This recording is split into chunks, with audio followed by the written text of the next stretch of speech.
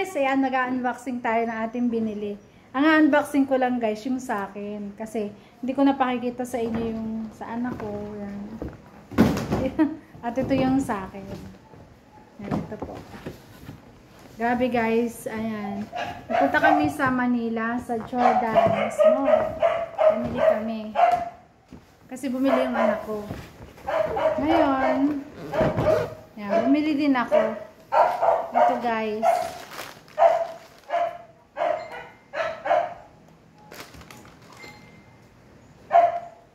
Ayan. Ito po, ayan. Napakaganda, grabe. So yun. Yun po yung binili ko kahapon. So ito na guys. Thank you po. Ayan.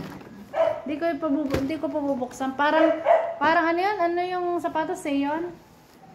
Sayon po yun. Sayon. Yan.